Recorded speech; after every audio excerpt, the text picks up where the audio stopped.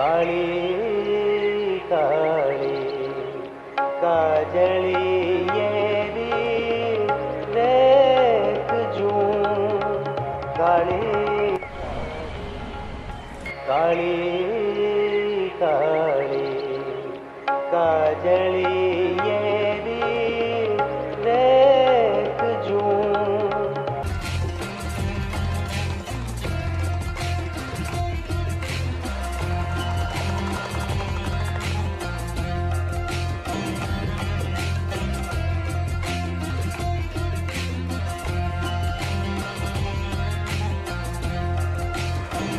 वक्त सुना है वक्त के साथ साथ संसाधन बदल रहे हैं, जैसा कि प्राचीन काल में होता था। समय बदल रहा है, समय के साथ साथ नए नए उपकरणों का आविष्कार हुआ है तथा इमारतों को बनाने के तरीके बदल रहे हैं। लगता है नूतन चीज़ों को अपनाने के चक्कर में हम लोग कुछ पीछे छोड़ चुके हैं, चाहे वो हमारी संस्कृति हो या विरासत हो या हमारे सांस्कृतिक या ऐतिहासिक धरोहर ही क्यों ना हो। जी हाँ, मैं बात कर रहा हूँ इंदरगढ़ किले की, जो किसी समय अपनी लोकप्रियता के लिए जाना जाता था। देखते ही देखते यह किला अब वीरान हो चुका है, जहाँ पर अकेले जाने पर भी डर का आभास होता है। किले के मुख्य गेट पर ही क्षेत्रपाल बाबा की प्रतिमा थी, जो इंदरगढ़ फोर्ट में मौजूद है, और लगभग राजस्थान के सभी दुर्गों में क्षेत्रपाल बाबा की प्रतिमा दरवाजे पर ही मिल जाती है, जिसे किले का व कस्बे का रक्षक माना जाता है।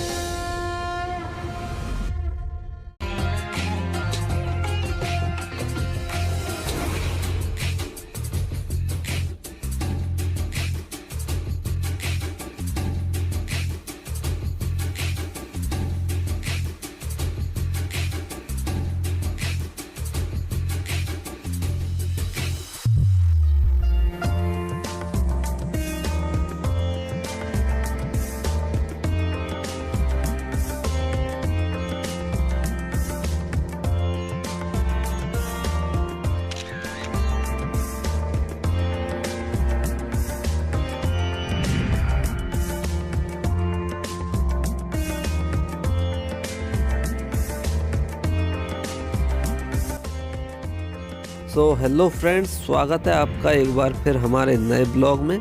और आज हम आपको लेकर आए हैं हाड़ौती अंचल में स्थित बूंदी जिले की ऐतिहासिक व धार्मिक नगरी इंदरगढ़ में, जहां पर मौजूद है एक ऐसा किला जो अपनी लोकप्रियता के लिए प्रसिद्ध था।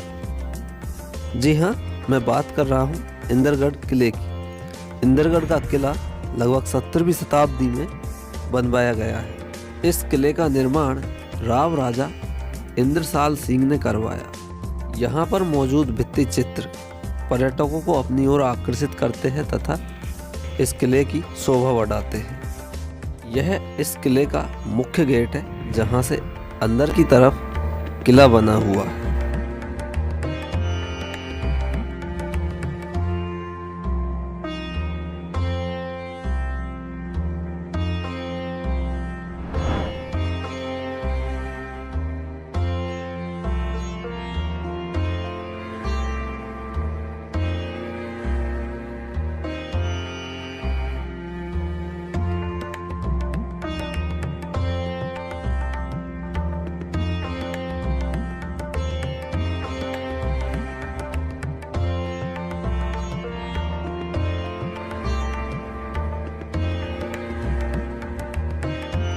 इस किले को थोड़ा अद्भुत इसलिए कहा जाता है क्योंकि यहाँ पर इस पोल के ऊपर कुछ झरोखे बने हुए हैं, जो झरोखे दरवाजे के ऊपर व साइड दोनों तरफ में है। और अगर बेस से इसकी ऊंचाई का अनुमान लगाया जाए तो यह लगभग 20 मीटर ऊंचाई पर स्थित है।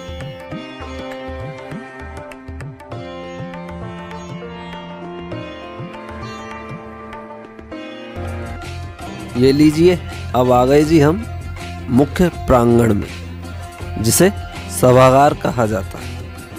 यहाँ पर राजा द्वारा सभाएं आयोजित होती थी व दरबार सजाया जाता था, जहाँ पर मंत्री परिषद की बैठक का भी आयोजन किया जाता था। और यहीं पर कुछ महल बने हुए हैं जहाँ पर महिलाएं व पुरुषों को बैठाया जाता था, जिनकी व्यवस्था अलग अलग की गई थी। और यहीं पर मंत्रियों को आमंत्रित किया जाता था। इसको आप एक बार देख लीजिए।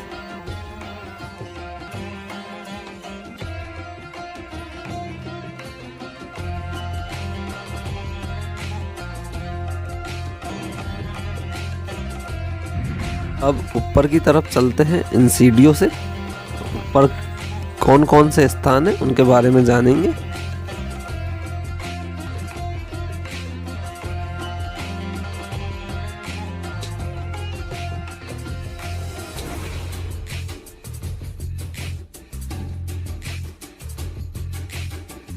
राजा द्वारा इस किले को किसी खास मकसद से ही बनाया गया था, चाहे वो रहने के लिए बनाया गया हो, मगर प्रकृति को कुछ और ही मंजूर था।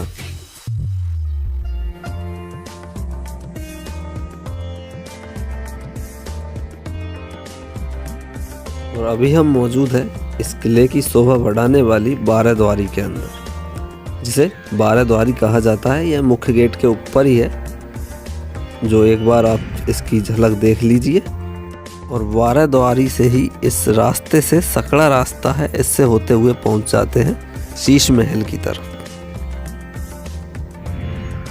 शीश महल, जहां पर राजा व रानियां अपना समय व्यतीत करते थे, जिस पर बहुत से चित्र उकेरे गए हैं यहाँ के चित्रकारों द्वारा और चित्रों के द्वारा। इन पर की गई चित्रकारी हाड़ौती व बूंदी शैली के अच्छे उदाहरण हैं। यहाँ के चित्रों ने अपनी चित्रकारी को प्रदर्शित करने में कोई कसर नहीं छोड़ी है। और इन चित्रों में राजाओं के चित्र दिखाए गए हैं। ये देखिए, कुछ चित्रों को तो मिटा दिया गया है या गांव के लोगों द्वारा, मगर ज़्यादातर चित्र मिट चुके हैं। यहाँ पर भी कुछ चित्र अभी दिखाई देते हैं। ये उन चित्रों की चित्रकला को और अधिक शोभा बढ़ाता है। ऊपर डोम में ये देखिए कितनी अच्छी रंगोली बनाई गई है।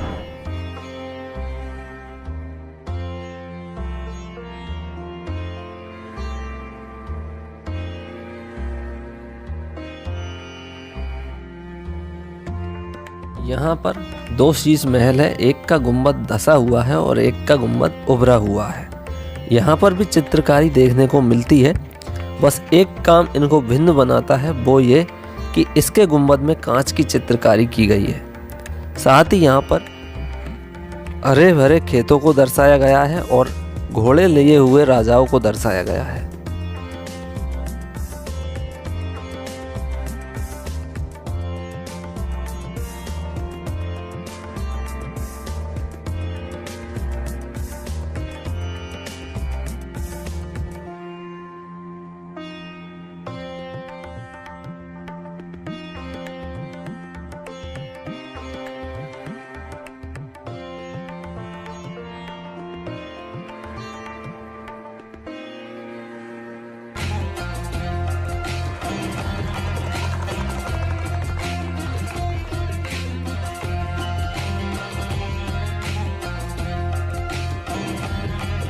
और अभी हम मौजूद है चित्रशाला में, जहाँ पर राजा व उनके वंशजों व राजकोष के दरबारियों के चित्र बने हुए थे।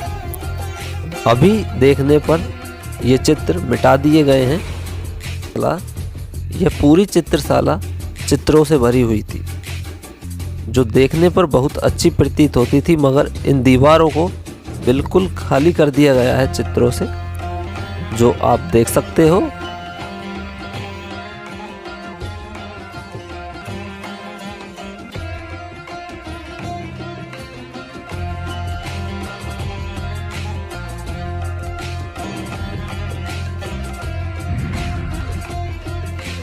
दिन प्रतिदिन देखरेख के अभाव में यह काल के गर्त में समाता जा रहा है। अभी वीरान पड़ा हुआ यह किला किसी समय में अपनी विशाल उन्नति के लिए प्रसिद्ध था, मगर कमियां रही तो उनकी जिन्होंने इस किले की महत्ता को नहीं समझा।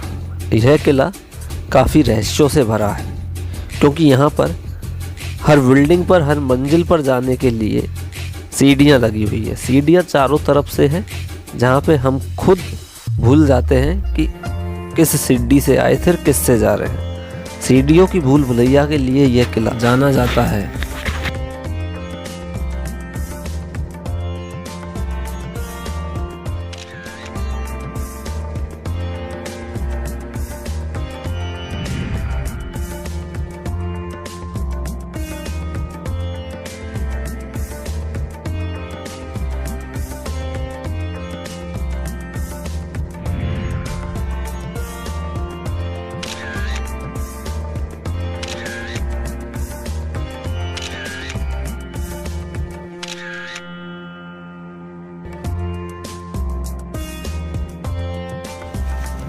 ये दोस्तों क्या है, हम यहाँ पे जो दुर्ग देखने आए हैं, यहाँ पे क्या है हमारे साथ क्या है,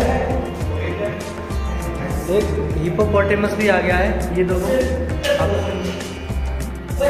देख सकते, यहाँ पर ये देखिए, ये देखिए, ये इंद्रगढ़ शहर है, इसका व्यू देख लीजिए आप। और उससे पहले मैं आपको बता दूं, हम एक छतरी पर खड़े हुए जिसकी नक्काशी आप देखिए। ये तो संभल के आना, क्योंकि यहाँ पे सब कुछ टूटा हुआ है।